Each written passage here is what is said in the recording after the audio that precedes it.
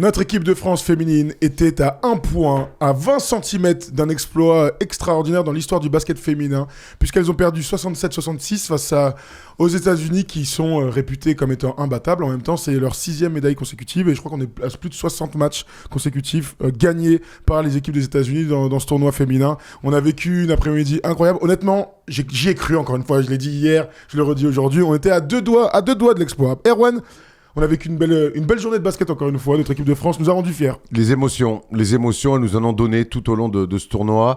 Et elles nous en ont donné en finale parce que tu as raison, le mot c'est on y a cru moi j'ai cru plus que hier soir avec les garçons. J'ai vraiment cru qu'elles pouvaient le faire. Pour moi, il y avait largement la place. Et autant hier, on a applaudi. Évidemment, là, on les applaudit, mais bittersweet. Il y a un goût amer un petit peu. Arthur, pareil, on était à deux doigts de les prendre. Ouais, moi aussi, j'y ai plus cru qu'hier, même bien plus qu'hier, même à 5 minutes. J'attendais pas le money time. À 5 minutes de la fin, je me dis on va le faire.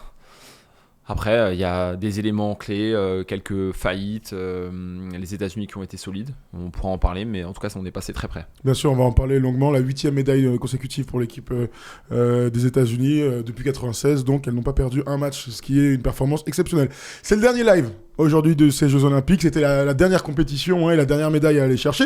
Quand vous avez peut-être vu le classement des médailles pour les États-Unis, c'était vachement important d'aller chercher cette 40e médaille d'or, parce que sinon, elle allait finir deuxième nation derrière la Chine. Donc, il y avait la suprématie du sport mondial en jeu. Alors, regarde Arthur, toi qui es le maître à jouer. Alors, c'est pas à jour ça. Hein. Est-ce que vous pouvez nous mettre plutôt le truc à jour, s'il vous plaît? Parce que les États-Unis ont gagné une 40e médaille et donc passent devant la Chine sur la dernière compétition. Non, mais clairement, après là, on sort du cadre du sport, mais même au niveau de la géopolitique, au niveau de plein de choses, d'imposer son pouvoir, le soft power, tout ce que vous voulez. C'est hyper important de pouvoir terminer premier, notamment entre les deux superpuissances que sont la Chine et les États-Unis. Donc bravo pour les États-Unis pour ce buzzer. Et puis voilà, on va voir la prochaine Olympiade. Bien sûr, la prochaine Olympiade, vous le savez, c'est au JO, ce sera à Los Angeles en 2028. On sera, j'espère, tous ensemble sur place pour pouvoir couvrir cette incroyable compétition qu'est le basketball. Je vous le disais, aujourd'hui, c'est le dernier live, la dernière fois qu'on est en direct sur Twitch et sur YouTube. Si tu nous regardes en replay, eh bien merci les gens. On va commencer par ça. Hein. Je ferai les gros remerciements à la fin, mais merci d'avoir été si nombreux hier soir. Merci d'avoir été si nombreux sur toute la compétition. Je sais que ça a beaucoup plu et on a la sensation d'être parmi les choses importantes autour du basket, parmi ces JO. Regarder un match, un débrief avec First Team, c'est ce qu'on essaie de mettre en place depuis 4 ans maintenant et j'ai l'impression que ça vous plaît énormément. Je vous propose d'aller tout de suite, avant d'accueillir Tom Cheravino à la fin. Il va nous faire un gros bilan dans les Jeux de Tom de ces 2 semaines d'Olympiade, parce que ça y est, on est à la fin. On va être un peu triste, il va avoir une petite gueule de bois. On va pouvoir se reposer aussi, parce que vous savez que nous sommes morts de fatigue, tous. Et aussi, avant que Tom arrive, on parlera de l'équipe de France masculine, parce que les garçons hier, Arthur et Erwan, et Stephen aussi, étaient avec tous les membres de l'équipe de France. Il y a eu des discussions intéressantes, et on pourra en discuter à J+1 de ce match incroyable et des émotions qu'on a pu avoir tous ensemble. Allez, je vous propose d'aller tout de suite dans le gros débrief de ce France-États-Unis côté féminin. J'ai envie de commencer par la fin, les gars. Commençons par la fin quand il se passe un truc de fou comme ça. On est à -1. On est à -1. Marine Johannes, après les lancers francs des Américaines, se retrouve avec la balle à 3 secondes. Elle a tout le terrain à remonter. Elle fait cette passe à Gabby Williams. -3. On est à -3, pardon, -1, pardon. On est à -3, absolument. On est à -3. Et elle fait cette passe à Gabby Williams qui marque ce panier. Bon, clairement, nous, en direct, on avait vu qu'il y avait 2 points. Il y avait rien à dire. Apparemment, dans la salle, ils ont vraiment cru à une égalisation parce que ça s'est joué, je le disais, à 20 cm. Parlez-moi un petit peu de cette dernière action là qui était... qu'on était à un panier à 20 cm. D'une prolongation. De manière très factuelle, c'est dommage que quand on est mené 3 points, on ne prenne pas un tir à 3 points. Ça peut paraître dur, ouais, mais ça va vite. Moi, on est à -3. Il y a Marine Johannes qui a la balle. J'aurais bien aimé que ce soit Marine qui prenne ce tir. Gabi est la meilleure joueuse du tournoi côté français. Il n'y a pas de souci là-dessus. Elle peut mettre des tirs à 3 points. Mais lancer dans cette situation, alors que Marine a déjà la balle, le fait qu'elle fasse la passe, j'aurais aimé qu'avec le génie qu'elle a en elle, que ce soit elle qui prenne ce tir. C'est ça en fait qui me frustre le plus. Oui, certes, tu prends un panier qui rentre avec la planche, un panier fou, mais quoi qu'il arrive, tu aurais pu faire un salto, faire un bras roulé. Tant que tu étais à 2 points, tu n'aurais jamais gagné. Il aurait fallu vraiment tirer à 3 points. Alors j'imagine que Gabi, elle fait le maximum pour se stopper, elle est lancée, donc c'est pas simple. Mais c'est, en fait, Le vrai gros regret que j'ai, c'est qu'on tire pas à 3 points, en fait, alors qu'on est mené de 3 points. Faut me tirer du milieu de terrain à 3 points que. Plutôt que tirer à 2 points. Bah oui, c'est clair. Si elle fait un moulin rider et que c'est exceptionnel, qu'on n'a jamais vu une fille faire ça, ça change rien, ça fait que 2 points. Il fallait 3 points. Non. T'imagines la scène? Ça serait incroyable. Ouais, bah moi surtout, en fait, quand elle fait la passe, j'ai l'impression que c'est une mauvaise passe dans le sens où elle va se faire intercepter. Donc elle tombe pas miraculeusement, parce que voilà, dans les bras de Gabby Williams. Après, oui, c'est sûr qu'on aurait préféré que ça soit Marine qui prenne le tir, surtout que elle est coutumière du fait. Hein. Elle prend des tirs assez lointains, elle est habituée à faire des one leg, tout ça, on en discute suffisamment. Après, c'est pas comme si Gabby Williams avait mis un double pas. Tu vois, elle est vraiment à 20 cm. Donc voilà, de la frustration, forcément. De toute manière, on va pouvoir la faire 50 points. Bah oui, c'est fait, quelque part. Mais... Et puis après, excusez-moi, ouais, il y avait aussi cette dynamique de confiance. Moi, je suis sûr que Marine Johannes fait un match, j'ai envie de dire moyen, parce qu'aujourd'hui, elle est clairement passé à côté de son match. C'est une fille qui fonctionne à la confiance. On l'a vu sur le quart de finale. Si elle est un peu plus en confiance, il n'y a aucun doute, elle le prend. Il y a une belle courbe. Ça rentre pas. Mais en tout cas, il y a ce tir. Mais Gabi s'attend pas à la recevoir, la passe aussi. C'est pour ça qu'elle se retrouve à 2 points. Parce que si t'as raison que Gabi peut évidemment les mettre, mais si Gabi elle s'y attend, je pense qu'elle-même elle se pose, elle reste à 3 points pour pouvoir shooter à 3 points. Quitte à ce que le tir soit compliqué, contrer ce que tu veux, mais elle se serait arrêtée à 3 points là. Elle s'attend pas à avoir la balle, elle va presque, j'ai l'impression, dans le flow vers l'avant, elle va presque au rebond, tu vois. Donc parce que tout le monde s'attend à ce que Marine tire. Bon, sachant que c'est. Disons-le, hein, Marine est coutumière du fait de mettre des tirs exceptionnels. Elle en met un à un moment donné pour revenir à égalité, là, à 45, un tir dont elle a le secret. Il y a un truc qui est assez clair sur cette action, c'est que quand elle a la balle, il n'y a personne autour d'elle, il n'y a personne devant elle. Il n'y a pas quelqu'un qui vient essayer de lui faire une interception et tout. Donc on se dit tous, Marine fait 2 dribbles de plus, il reste 2 secondes. Et envoie. Oui, il y a 90% de chances que tu vas rater, pardon. Mais Marine Johannes s'entraîne depuis des années pour faire des tirs du milieu de terrain, des tirs fous, etc. C'était le moment de prendre ce tir. T'as raison de parler de la confiance. Si elle a été dans un grand match, sans aucun doute, elle n'aurait pas fait la passe. Bon, écoute, c'est l'histoire de cette action, malheureusement. Et beaucoup de gens disent qu'il y avait faute aussi sur Gabi. Alors en direct, on l'avait pas trop vu, mais c'est vrai qu'elle est un peu poussée par Brianna Stewart. Bon, franchement, s'ils avaient sifflé ça, end one, ça aurait été incroyable. Hein. Oui, sur le tournoi masculin, sur le deuxième match contre le Japon, il y a la comparaison peut-être avec Strazel qui met un shoot monstrueux. Là, honnêtement, et qui est sifflé faute. Là, il n'y a pas faute. Hein, dommage. Ouais, dommage. Bien pris. Il y a d'autres coups de sifflet qu'on aurait bien pris pendant le match aussi. Oui, parce que les voilà, arbitres, honnêtement, ils se sont assurés l'apéro avec les Américains quand même. Hein. Ça, c'est vraiment, je me suis cru en N3 à l'extérieur. Par moment. On va en parler parce qu'il y a des choix un petit peu chelous de la part des arbitres. Il y a des trucs qu'on n'a pas compris et je sais que vous aussi, c'est pareil. Revenons vite fait sur la première mi-temps. Disons-le, franchement, vous savez qu'on est très honnête. Hein, le niveau global de la première mi-temps était indigne, je dis bien indigne, d'une finale olympique. Alors, il y a de la défense, il y a l'intensité. Finir à 25-25, les Américaines, elles sont catastrophiques. Clairement, elles étaient dans la night hier. C'est clair, non, elles étaient avec les garçons hier. Je sais pas où est-ce qu'ils étaient. Jay Wilson était dans la night. Jay Wilson était dans la night. Indigne d'une finale olympique, oui. Surtout indigne d'une équipe américaine. Franchement, elles perdent 14 balles en première mi-temps. Déjà, tu perds 14 balles pendant un match, c'est chaud. Là, c'est en première mi-temps.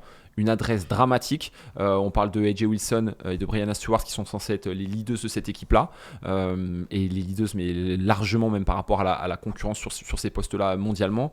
Elles sont passées complètement à travers, bien qu'elles aient des bonnes positions. Franchement, AJ Wilson, elle est là, elle enfonce, elle lance la balle, hop, gamelle, ça ressort, rebond, elle recommence, elle tire, elle rate. Je sais pas le pourcentage, je pense que ça devait être aux alentours de 30%. Donc moi, surtout, indigné du niveau des États-Unis si on prend un petit peu de recul et qu'on essaie de sortir de ce chauvinisme.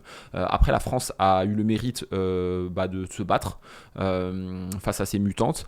Ça nous arrange, hein. Ça nous arrange. Mais en fait, voilà, le niveau est bas et ça permet à la France d'être dans le match. Et d'exister, je crois, deuxième quart-temps, c'est quoi, 9 points encaissés, un truc comme ça. Je te donne les stats quart-temps par quart-temps pour le début de match. Il y a 15-9 en faveur des États-Unis sur le premier quart-temps et il y a 16-10 en faveur de la France dans le deuxième quart-temps. Clairement. On est très très bon au niveau de scoring. Entre nous, on s'en parlait, on se disait waouh, elles sont pas réveillées quoi. On dirait un match de 9h du matin, pas 11h. Il y a deux lectures sur cette première mi-temps, mais je vais d'abord aller sur les Françaises. C'est dans des matchs pour des équipes de Jean-Aimé, elles adorent. C'est les équipes de Jean-Aimé adorent jouer des matchs comme ça. Et donc cette équipe de France féminine là, un match de charcutier comme ça où ça bombarde, où il n'y a pas d'adresse, où on a du mal à trouver du rythme, ça faisait le jeu de l'équipe de France. Donc c'est ce qui m'a rassuré un petit peu sur cette première mi-temps en disant oula, ça si on va dans un match comme ça, c'est bon pour nous. Et on l'a vu jusqu'au bout d'ailleurs. A contrario, en face, je vois les Américaines, honnêtement, la première mi-temps qu'elles font, c'est une insulte au métier. C'est une insulte au métier. elles sont minables. Tu parlais des leaders, mais Chelsea Gray, Ouais, Jackie Young et tout. Mais Les liens ratés, des Juan, passes en touche, ah des ouais. trucs, des 1 contre 3, des passes données ouais, direct dans vraiment, mais Qatar. vraiment, j'ai pas compris. On s'est dit, mais attends, elles ont célébré le titre avec les Ricains garçons hier, ce qui est fort possible. Oui. Hein. Donc elles sont arrivées un petit peu la fleur au fusil. Et cette équipe de France là, si t'es pas prête au combat, tu ramasses. Et elles se sont fait peur, et parce que les Françaises sont vraiment allées dans un vrai combat là-dedans, où nous aussi, on a manqué des petits paniers, on a perdu un petit peu des ballons, mais dans le combat, en tout cas, on les a vraiment contrariés et on les a fait déjouer. Globalement, je vous donne les stats de l'adresse, parce que ça en dit long aussi sur le match qu'on vient de vivre. Alors certes, il y a 66-67 à la fin, mais la France est à 31% au tir, dont un très laid 19% à 3 points. Les Américaines, elles sont à 33%, dont un très laid 16% à 3 points. C'est exactement le match qu'on a vu, hein, disons-le. Bon, avançons sur cette première mi-temps qui, on l'a dit, était indigne du basket féminin, mais nous, ça nous arrange. On est dans le match, il y a égalité. Franchement, on aurait tous signé des deux mains là avec du sang même pour être à égalité à la mi-temps. En revanche, la deuxième mi-temps, le niveau s'élève. Enfin, on voit des paniers, enfin, on voit des jeux à deux.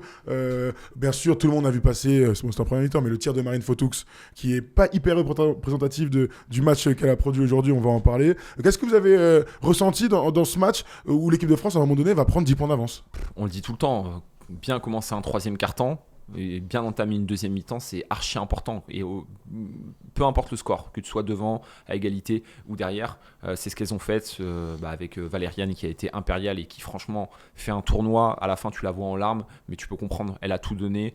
C'est une bête de joueuse et c'est une légende de l'équipe de France, clairement. Donc bravo à elle. Et c'est à ce moment-là que je pense qu'on y croit tous. Quand on commence à être à plus 10, on sait que c'est un match qui est défensif. Et clairement, plus 10 dans ce genre de game, c'est des matchs que tu peux aller prendre si tu tiens et si tu commences pas trop à t'enflammer. Après, on tombe un peu dans notre travers et surtout, on voit que les Américaines sont piquées et que là, elles commencent à être vraiment en mode. Et elles n'ont pas activé ce mode-là trop tard, donc elles ont pu revenir. Tiens, regarde, je te donne Erwan avant que tu répondes à ça. Valériane met un petit jumper. Très carré là à mi-distance. Mauvais tir un peu.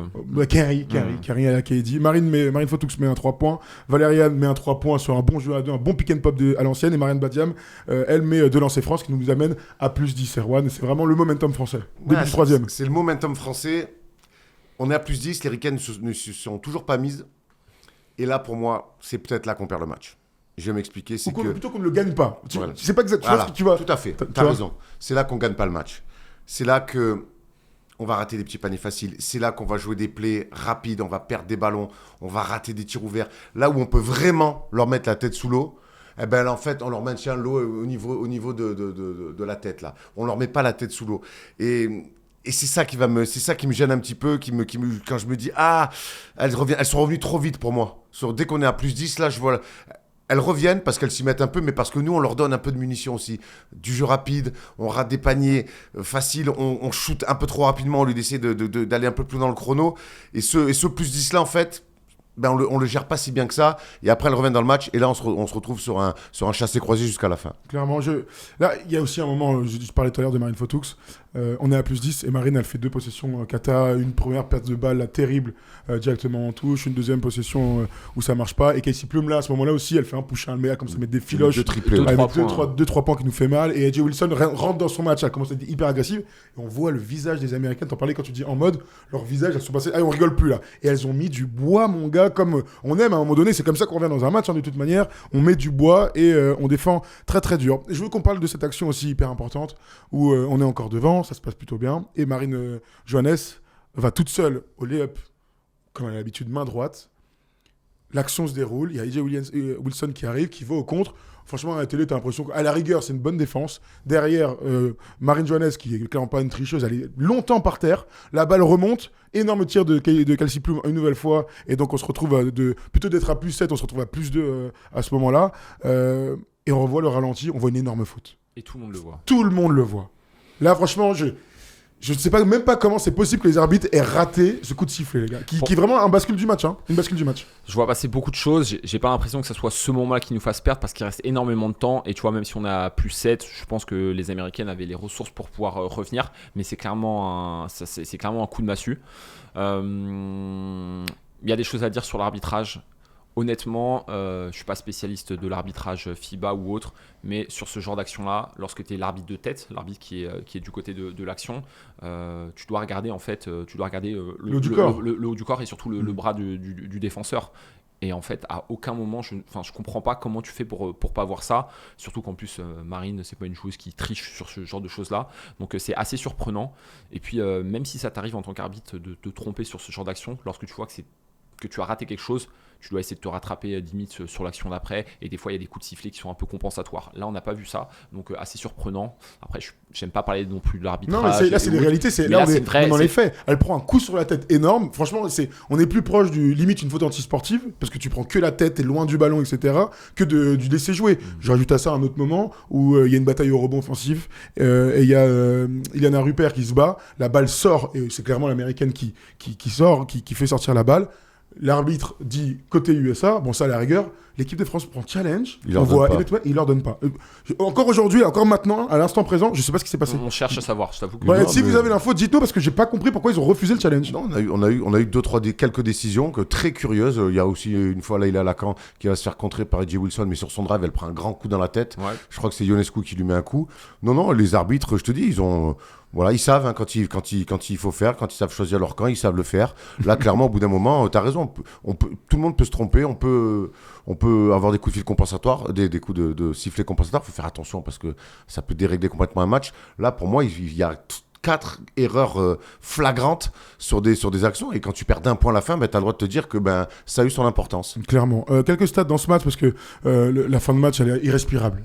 Il y a égalité, les Américaines arrivent à prendre le large, on arrive à revenir avec des exploits. Je pense forcément à Gabi Williams, mais son dernier tir là, il est sensationnel pour rester dans le match. Regardez les stats de Gabi, 19 points, 7 rebonds, 3 steals, 7 sur 16 au tir, 3 sur 6 à 3 points. Parle-moi un peu du match de Gabi. Tu l'as dit, Erwan, elle a été la meilleure française sur le tournoi, mais leader incroyable.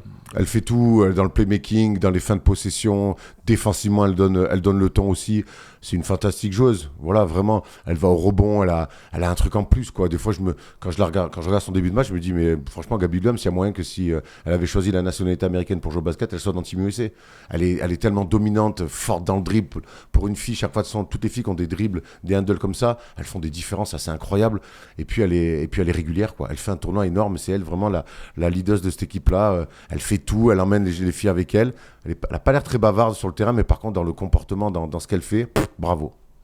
Non, écoute, je peux aller que dans ton sens.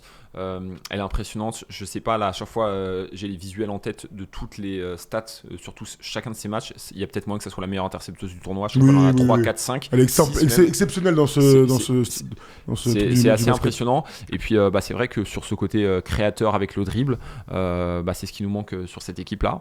Et elle assure au possible. Après, sur le début de match, on voit que c'est compliqué, que l'équipe de France a du mal à rentrer dedans. Tu prends le pouls d'une finale olympique et c'est elle qui met tout le monde sur les rails. Donc, les 4 premiers points. Les 5 premiers points, je crois qu'elle met en 3 points. Mais 5 premiers points et Marine Jones 4 premiers points. On met 9 points dans le premier quart-temps, 5 de Gabi et 4 de Marine. C'est elle deux. Et après, elle va rapidement sur le banc si je me trompe.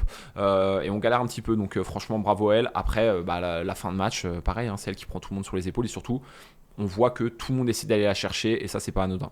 Très bien. Dans cette fin de match, il y a de la frustration. Tu sais, hier, on l'a dit, on y a cru et tout, mais on a eu un moment donné où Steph Curry a fait quelque chose d'exceptionnel. Là, il n'y a personne qui a fait un truc exceptionnel côté états-unien dans cette fin de match. Bien sûr, Jay Wilson a été incroyable. Bien sûr, elles ont été très à droite au lancer franc. Globalement, les filles ont été à droite dans ce truc, mais l'équipe de France, j'ai la sensation qu'il nous a manqué les bons plays, les bons systèmes, la bonne pénétration. Et surtout, on a fait que shoot externe, quoi. C'était terrible. Après, on est repoussé, les gars. Moi, on n'est pas que repoussé. Et l'année dernière, quand on perd en demi-finale contre les Belges, et qu'on est très frustré, parce qu'on devait gagner, et la fin de match, souviens-toi, les 4-5 dernières possessions importantes du Money Time, on ne sait pas ce qu'on joue. Il y a Marine qui joue un pic, qui va trouver une passe sur Marine Fotoux, qui va trouver une passe avec Sandrine, mais en fait, c'est pas le play annoncé. C'était à l'Euro, on perd des ballons. Les dernières possessions face à la Belgique en demi-finale de l'Euro, on ne sait pas ce qu'on joue. Et aujourd'hui, j'ai retrouvé ça. Il y a... je sais pas c'est des positions importantes. On met qui dans les corners? On fait un pic central, on ouvre, on pop, on short roll, on joue roll, des mismatchs. Valériane a plein de mismatchs avec Ionescu, on la trouve pas. On joue des mismatchs, mais non, on dribble, et puis on est loin. Et on se retrouve à prendre des 3 points en bout de possession. En plus, on fait des airballs, donc il n'y a pas de rebond possible. Voilà, cette équipe-là, elle a progressé, mais pas surtout les éléments importants du jeu, notamment celui-là, sur ces derniers mots, sur ces moments, sur ces money time. Qu'est-ce qu'on joue? On le savait pas en demi-finale de l'Euro, c'est toujours pas en finale des JO un an plus tard. Tu parles de fin de possession, des fois c'est même pas la fin de possession, enfin c'est même pas que les fins de possession, les 8 dernières secondes comme on a l'habitude dans le basket, il y a l'action où Marine Fotoux, elle cherche à prendre un tir à 3 points dans les 2 dernières minutes. Honnêtement, avec le temps qui reste sur le chrono, tu as largement le temps de pouvoir installer quelque chose, et elle se retrouve à être défendue par Brianna Stewart, qui est une défenseuse d'exception, qui a des très longs bras, à essayer de la jouer en 1 contre 1, à essayer de l'avoir sur des feintes et à se faire contrer au final sur un moment qui est crucial. Et c'est à ce moment-là où on a besoin d'avoir un bon tir à 3 points, comme on avait pu avoir, vous savez, avec le shoot avec la prolongation qu'on a eu contre la Belgique, et avec Valériane Anaï qui prend le tir à 0 degré. Donc clairement, on peut se poser des questions. Aujourd'hui, à 3 points, écoutez, cette stat, elle est dingue. Je vous ai donné le pourcentage, mais sans vous donner le volume. Oui. 7,36 on fait. On fait 7,36, 19%, c'est incroyable. Je regarde vite fait les États-Unis parce qu'elles sont très basses elles aussi, elles sont à 2,12. Oui, voilà, 2,12 à 3 points. Bon, de toute façon, mmh. elles sont beaucoup plus agressives, elles jouent beaucoup plus vers le cercle. Mais alors, cette stat, c'est bien la preuve qu'on a été repoussé de toute manière. 7,36, c'est pas une tactique, quoi. Mais repoussé, mais on l'a vu face aux Belges aussi, où on était pour le coup physiquement moins repoussé, c'est qu'on a cette tendance à dès qu'on n'arrive pas à installer quelque chose, à vouloir shooter à 3 points très rapidement, alors qu'on a quand même un secteur intérieur qui est quand même un des plus dominants du tournoi. Iliana, Mariem, Malonga qui joue pas beaucoup, on sait que Chéri aussi sur le post-up, elle arrive à faire des choses, on peut poster aussi avec Gabby Williams, on s'oublie, chaque fois qu'on met la balle à l'intérieur, il se passe des bonnes choses. Et pourtant, on oublie souvent de le faire. Et en plus, on oublie de le faire dans des moments où on devrait le faire parce qu'on n'est plus inspiré en attaque. Voilà, bon écoute, après c'est l'histoire de ce match, et c'est l'histoire de cette équipe ouais, même, et de ce coaching. peu. Romain, tu vas me dire, j'ai noté là quelques choix forts de la part des Metoupan dans ce match.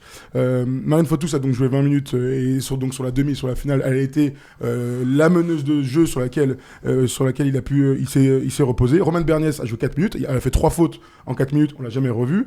Iliana Rupert a joué 13 minutes, elle est passée à côté, elle a moins 15 de plus-minus, elle n'a pas marqué dans le match. Iliana a été super sur les matchs précédents, là elle passe à côté. Parmi les choix forts, il y a 7 minutes d'Alexia Chéri, 7 minutes et 4 points, on l'a pas vu dans la deuxième mi-temps.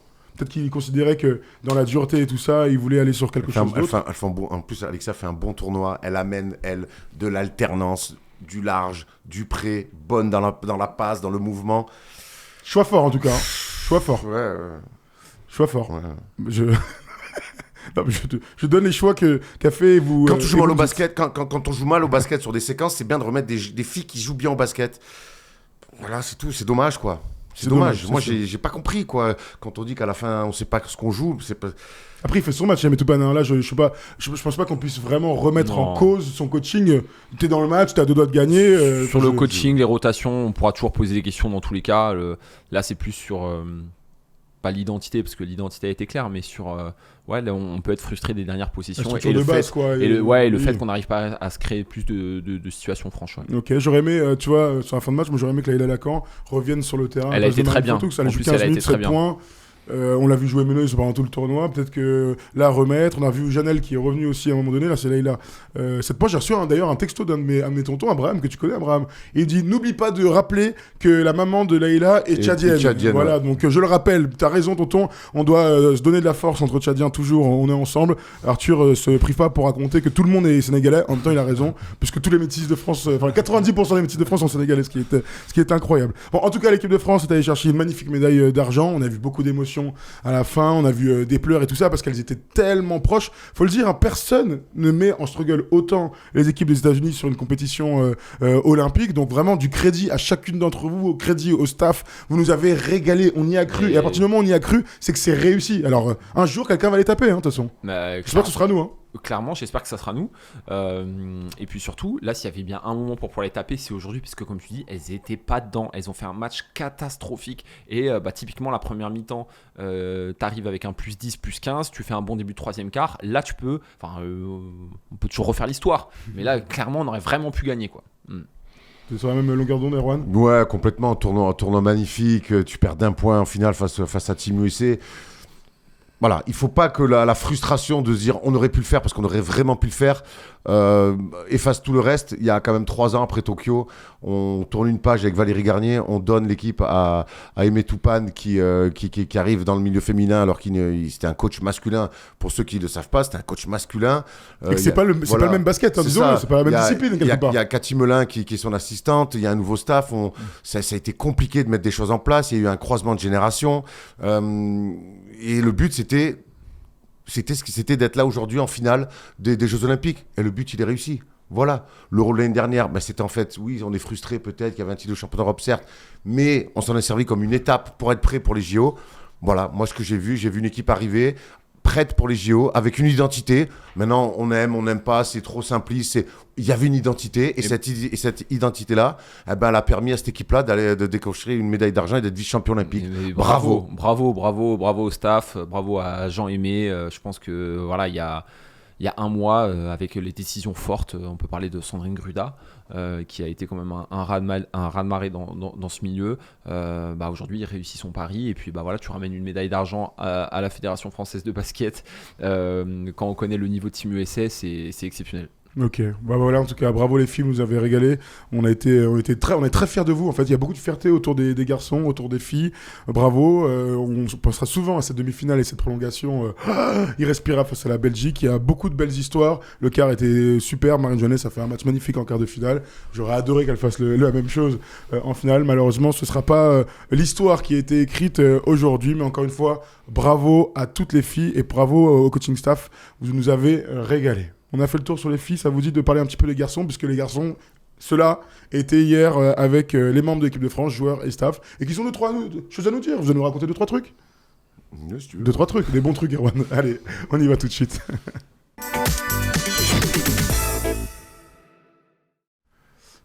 Vous savez que Trade Republic est avec nous pendant toute la durée de ces Jeux Olympiques. C'est le dernier live aujourd'hui. On a été ravis d'avoir comme partenaire cette banque qui nous a suivis et accompagnés. Mathias était là, le directeur marketing France de Trade Republic. Et si ça t'intéresse, eh bien voici à quoi ressemble Trade Republic et ce pourquoi tu devrais peut-être te renseigner et pourquoi pas installer l'application sur ton téléphone. Trade Republic, c'est une banque. C'est une banque allemande, mais qui est présente partout en Europe et qui a comme caractéristique principale, et c'est ce que je défends sur les réseaux, la volonté de vous faire gagner de l'argent, ce qui est un peu original pour une banque. C'est mobile, digital, et ça permet soit d'investir, soit d'épargner. On est la seule banque en Europe où on peut toucher ce qu'on appelle le taux de la banque centrale, ce que devraient faire l'ensemble des autres banques. Les banques françaises se font à peu près 20 milliards d'euros par an. Il y a de quoi en payer des joueurs de NBA avec 20 milliards d'euros. Donc je voulais juste vous montrer ça. Voilà, parce que c'est une carte qui est un miroir. Elle est faite dans le même matériau que le Cybertruck de Tesla, tu sais. Et cette carte n'a pas de frais, voilà, du tout. Donc vous pouvez retirer partout dans le monde un distributeur automatique au-dessus de 100 €, 0 frais. Vous n'avez pas de frais de change. Et ça, quand on voyage, ça peut être sympa. Donc, Merci encore à Mathias, merci à Trade Republic, sans qui rien ne serait possible, sans qui nous ne serons pas là tous les jours en live, matin et soir, pour débriefer nos équipes de France de basket en 3-3 ou en 5-5. Je le disais donc, après l'incroyable, mémorable, historique, légendaire finale olympique d'hier soir, la France, vous le savez, a perdu dans la toute fin de cette finale olympique face aux États-Unis. Steph Curry a été magnifique, etc. On va évidemment pas revenir là-dessus. Si tu as envie de revoir un débrief, si tu n'étais pas avec nous hier soir en direct, si tu l'avais pas écouté en podcast ou en replay, ça se passe sur YouTube où tu pourras trouver facilement la vidéo. Non, aujourd'hui, on est le lendemain, on a pu un petit peu dormir. J'ai envie d'avoir un petit peu vos ressentis au réveil. Est-ce que t'es dans le même état d'esprit qu'hier, Erwan, de la fierté, etc. Ou est-ce qu'il y a quelques regrets? Je sais pas, dis-moi. Non, comme hier, mais hier, il y avait de la fierté, il y avait des regrets aussi. Parce qu'il y avait une place. Il y avait une place. Alors, mais non, moi, pour avoir revu un petit peu le match, en tout cas des bouts du match, notamment la fin de match, on fait pas. J'ai lu un commentaire qui était intéressant.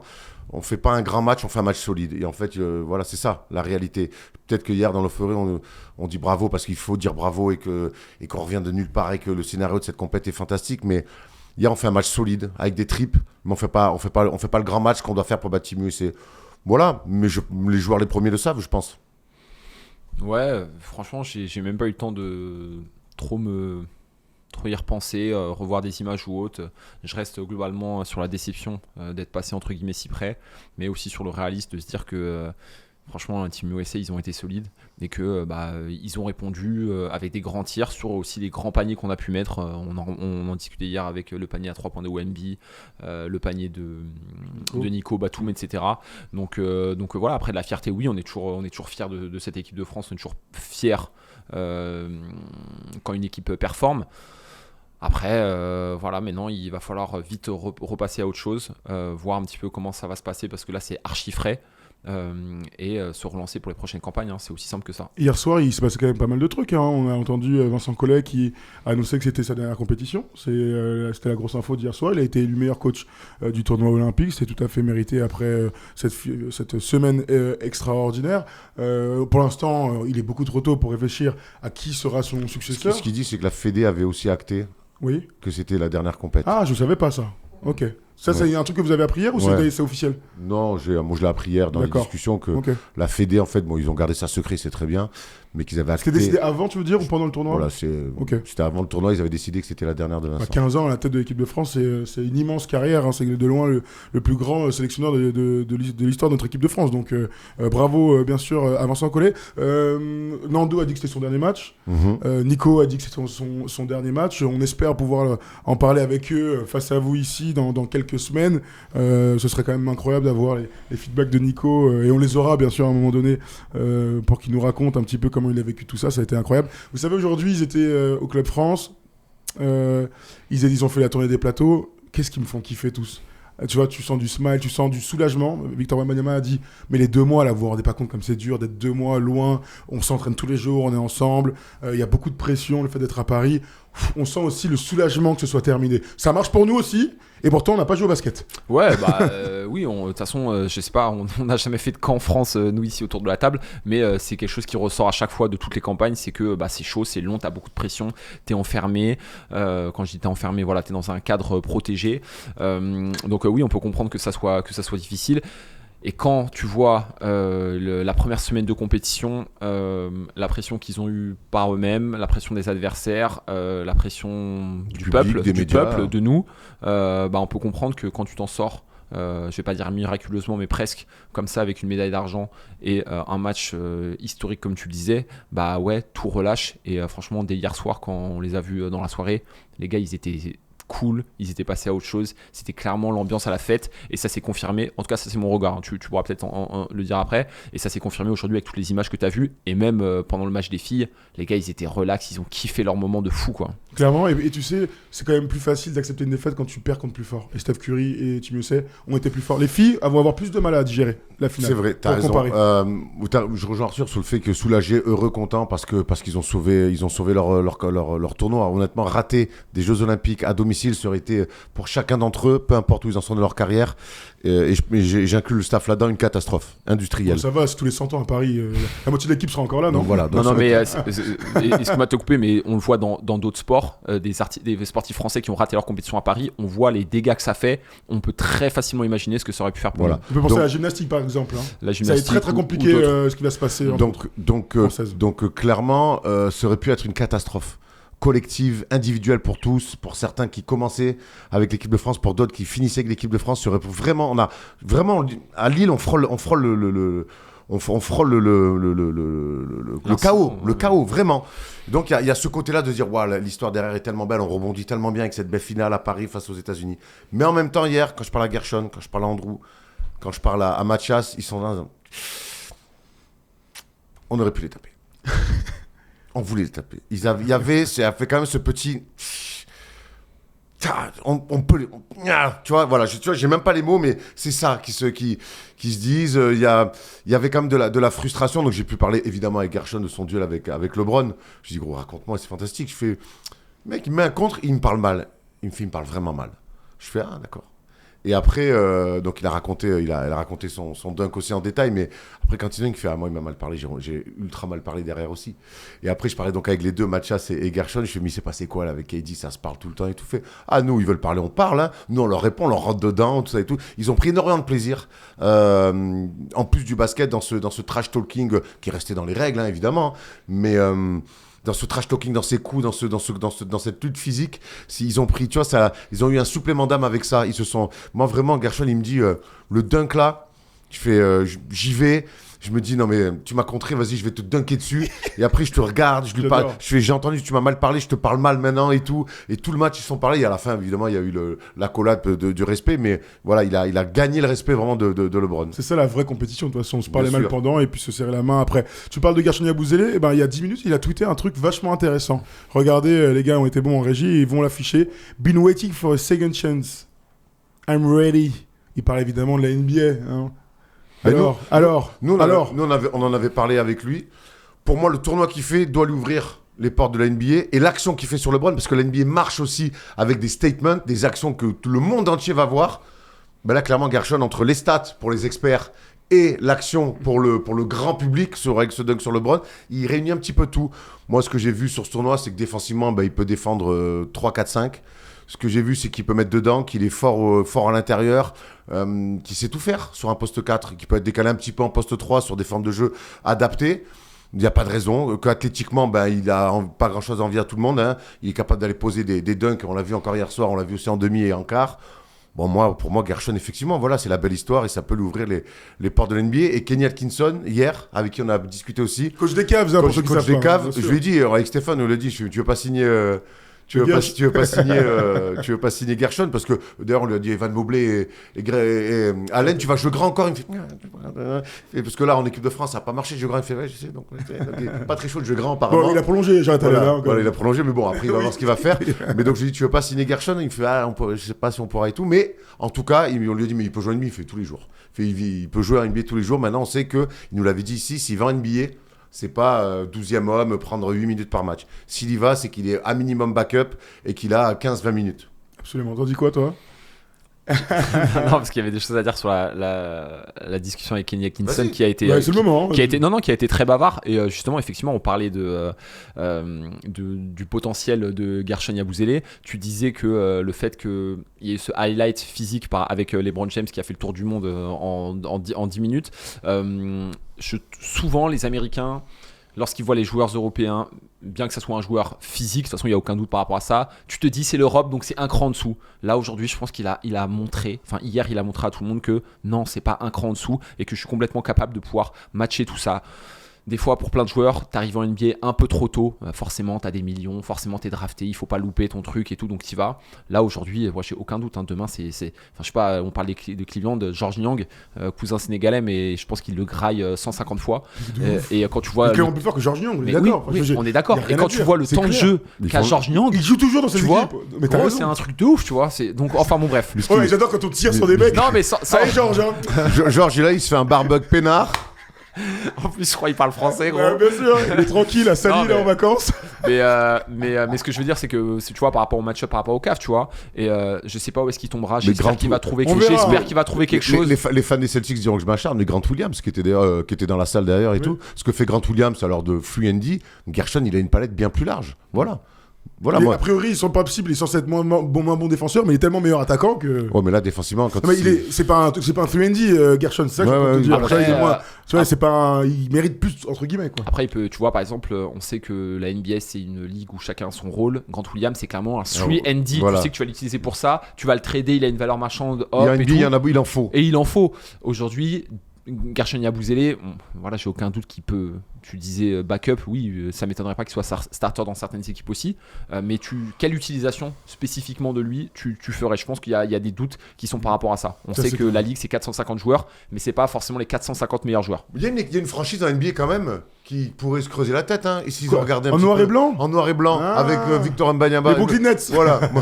moi, les Spurs, je suis eux. Je me renseigne. Hein. J'appelle Olivier Mazet, son agent. Je fais tonton, ça se passe comment contractuellement avec ça me déplairait pas d'associer Victor et Gershon à NBA quand je vois ce qu'ils ont fait pendant les JO. Tout à fait. Et puis c'est pas comme s'il n'y avait pas une affiliation française, n'est-ce pas? Alors on rappelle qu'il a prolongé au Real Madrid, qu'il est très bien là-bas, qu'il est très heureux. Mais bon, le tweet là. Le tweet veut tout dire. Et pour ceux qui ne savent pas, il y a des négociations quand les joueurs européens installés, les MVP, les machins pour Samicic, Vezenkov et tout, ils ont toujours une clause dans leur contrat pour retourner en NBA s'ils ont une offre qui leur plaît. Donc à voir si l'année prochaine, Gershon Yabusele a cette chance dont il rêve tant. Et si tu as envie d'en savoir plus, tu n'as pas eu l'occasion de regarder la longue interview qu'on a faite avec lui, ça se passe sur YouTube. Tu vas dans Entretien YouTube et tu vas voir qu'on a parlé de ça très longuement et de son premier passage aussi en NBA à Boston dans cet entretien. Qu'est-ce que vous avez d'autre à me raconter là sur hier soir? Je parlais avec Isaiah aussi qui était content. Après ils étaient tous contents. Hein. J'en étais allé croiser Victor qui pareil lui aussi qui était soulagé. Je lui ai dit bravo mon grand, t'as fait un grand tournoi. Je vais te rendre compte que dans 4 ans tu seras encore beaucoup plus fort que ce que tu as déjà fait là. Il fait oui je sais. Donc voilà c'était cool. Je te dis il y avait un vrai soulagement. Ivan aussi avec qui j'ai pu on a pas mal parlé aussi en disant gros ce que tu as fait dans le leadership parce que compliqué pour toi. Cette compétition, sortie de banc, titulaire, pas d'adresse, pas de rythme, et quand même, tu as toujours essayé de tirer l'équipe vers le haut, tout en gardant ton côté, ce que tu sais faire de mieux, c'est mettre des tirs, et ça n'a pas été simple par moments, mais voilà, j'ai senti un Evan qui est souvent un peu, tu sais, qui a le visage un peu fermé, très concentré, j'ai senti un mec soulagé. J'ai vu Evan comme je l'ai rarement vu. Je l'ai vu. Ouais, à ce moment-là. Ouais, mais... Non, mais explique-moi, c'est intéressant. Je l'ai senti soulagé, okay. Je l'ai senti... C'est des mecs, ils ont les Jeux Olympiques dans leur tête à Paris depuis des années. Ça fait 10 ans qu'ils pensent à ça. Et je reste persuadé que hier, quand le match, le buzzer sonne, qu'ils perdent, certes, qu'ils ont la médaille, qui s'est mis dans le vestiaire, il a dû se dire on les a réussi ces Jeux. Est-ce que tu as vu la photo de groupe de l'équipe de France ? Un smile, ouais. Mon gars, Evan, alors qu'on se souvient, la première année avec la médaille en 2019, il l'avait enlevé, ça avait fait beaucoup parler. Là, il y a plein de... Tu vois, faites un focus sur chacun des joueurs. Evan, il a l'un des sourires les plus marqués de tous les joueurs de l'équipe. Donc voilà, moi hier, j'ai vraiment senti un mec soulagé. Voilà. Après, on a parlé de la suite aussi. C'est quoi la suite pour Evan ? Parce qu'il a toujours pas de club et... il me dit, écoute, je sais pas, je vais voir, j'ai envie de profiter de l'instant. Il avait envie de retrouver sa famille parce que c'est long quand on est père de famille d'être loin de sa famille, de sa femme et de ses enfants. Voilà, il avait envie de se concentrer là-dessus, et puis il verra la suite. Il est resté un peu évasif sur la suite. Ok. T'as quoi à me raconter, toi, d'autres ? Non, rien. J'ai parlé. C'est pas une question piège, hein, dites-moi. Non, j'ai pas parlé avec des joueurs, sauf Andrew que je connais un petit peu. J'ai pas de relation spécifique, mais j'ai pu parler avec Pascal Donadieu qui est hyper accessible. Je connaissais ses fils dans un autre contexte et très sympa parce qu'il partage sa vision basket hyper humble et il n'hésite pas à te donner des informations sans trop en donner, donc franchement c'était hyper agréable. Et puis surtout, comme je le disais, la discussion avec Kenny Atkinson qui était complètement relâché, serein.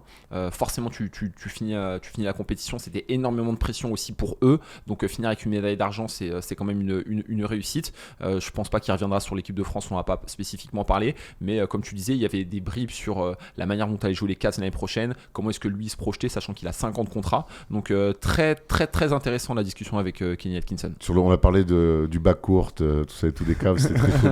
C'est très alors cool. ils vont jouer ensemble. Non, lui il joue plus. Oui, non mais il aimerait bien, je crois qu'il aimerait bien grandir un peu son backcourt. Donovan Mitchell et Darius Garland. Il aimerait bien un peu plus grand. Alors qui va partir en tout cas. Il y en a un qui vient d'être prolongé pour cher pour les 3 prochaines années, $150 millions bien sûr. C'est Donovan Mitchell. On aura le temps de parler des Cavs. Ce sera plutôt en octobre quand on fera les grosses previews, parce qu'on a besoin d'un peu de repos, vous le savez. Et vous aussi, après ces Jeux Olympiques qui nous ont pris beaucoup d'espace et d'énergie. Nando, je parle à Nando. Alors vas-y, continue. Continue. Nando, je suis allé le voir, je lui dis bravo, vraiment ce que tu as fait ce soir, tu m'as mis les frissons, c'est ce qu'on a dit hier. Hein.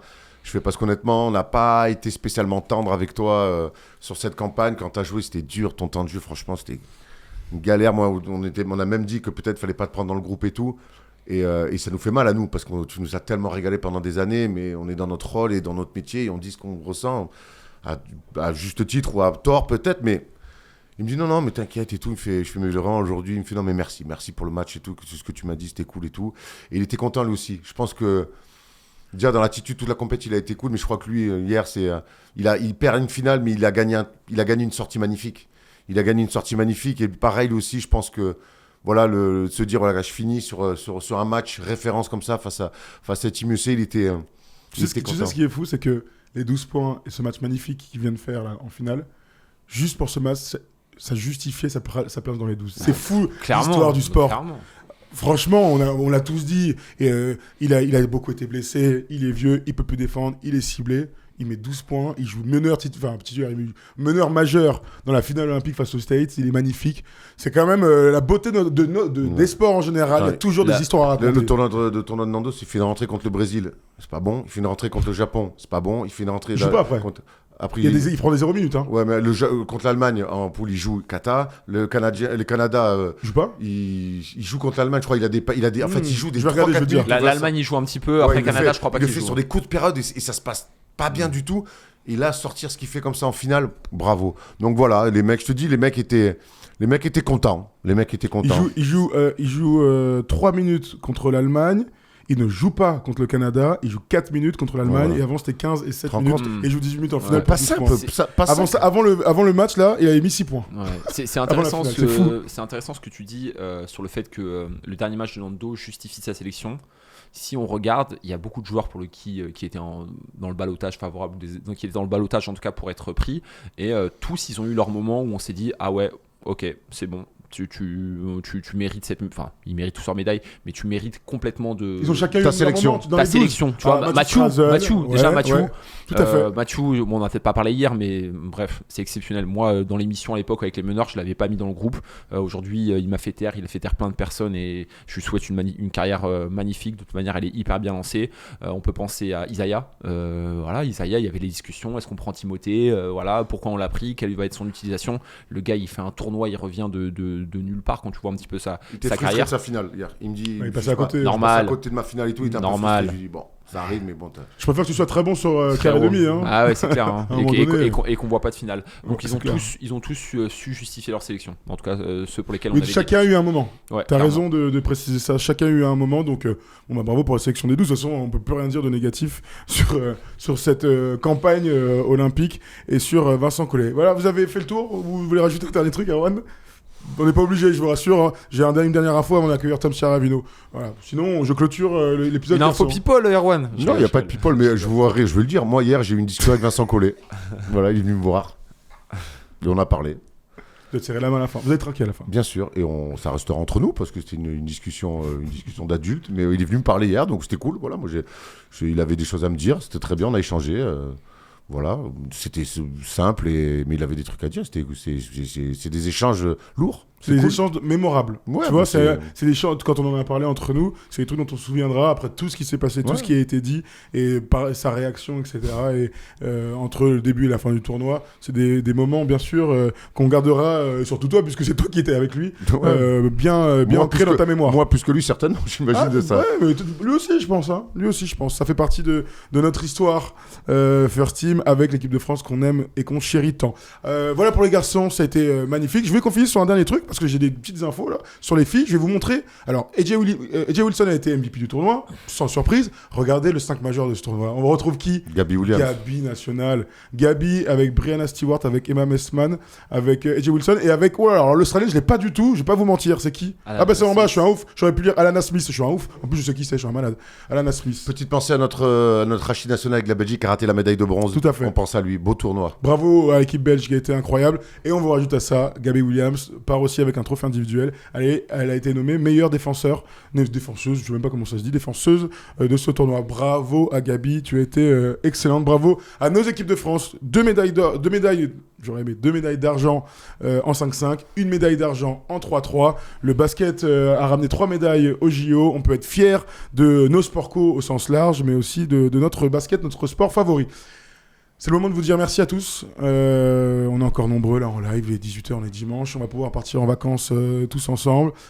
Merci à tout First Team. Voilà. Donc de Tom, de Erwan, de Paul, de Jérémy, de Aymen, de Léo, d'Arthur, de Thomas. Ça a été incroyable. De Stephen de loin qui n'a pas pu faire d'émission avec nous, mais qui était plus que présent aussi. Plus qu'actif. Plus qu'actif, on va le dire comme ça.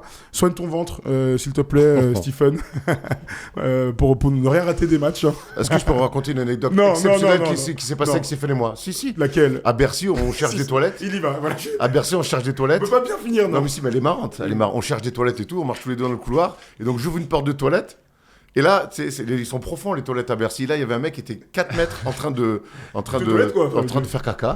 Et le mec, il était là, falzar sur les genoux, avec un bol de. Il fait Ah non, c'est occupé. Et gros, porte grande ouverte. Steph, en fou rire. Il tombe par terre, il se roule par terre et tout. Et le mec, grande porte ouverte dans Bercy, en train de faire caca et pas les toilettes fermées. Une scène exceptionnelle.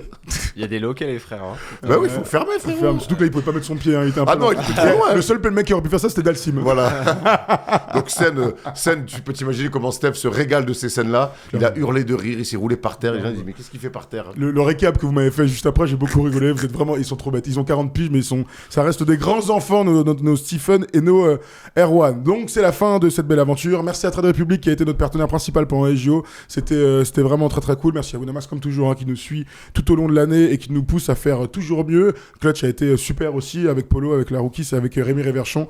On a passé tous les matins à 10h un bon moment, même quand Erwan nous met des crochets, on va le dire, des flip-flaps, des virgules, comme ce matin. C'est Erwan la Abotrest. première fois que ça m'arrive et c'est la dernière. Bah, heureusement que je me suis levé, hein. Parce que sinon, Polo était tout seul. Hein. Face à la caméra, bonjour, t'imagines. L'angoisse. Il présente le 13h, le mec. 1 heure de débrief. Allez, on fait un truc avec le chat. T'imagines quelle angoisse. Mais non, jamais de la vie. On se lève toujours pour être avec vous et passer du bon temps. On se retrouvera pour parler basket. Peut-être en septembre, quand on reviendra, on va réfléchir à des interviews, des trucs. Il y aura toujours des feedbacks de CJO. Sinon, ce sera Focus NBA à fond avec les grandes previews qui vont revenir. On va aller à Abu Dhabi aussi pour voir Denver, Boston. Il y aura 2 matchs là-bas. On va pouvoir voir Jokic, Tatum faire des interviews de légendes. C'est toujours un moment important pour débuter la saison NBA. Arthur sera toujours là, bien sûr. Thomas Larocquis et tout. On compte sur vous, les mecs. Hein. On sera là. Bravo, les mecs. Vous avez fait un super tournoi à l'image de notre équipe de France. Merci à tous. Voici pour le basket. Si t'es en replay, va sur FT Sport parce que Tom Chiaravino entre maintenant en plateau et il va pouvoir nous faire son grand débrief des Jeux Olympiques d'un point de vue hors basket, multisport.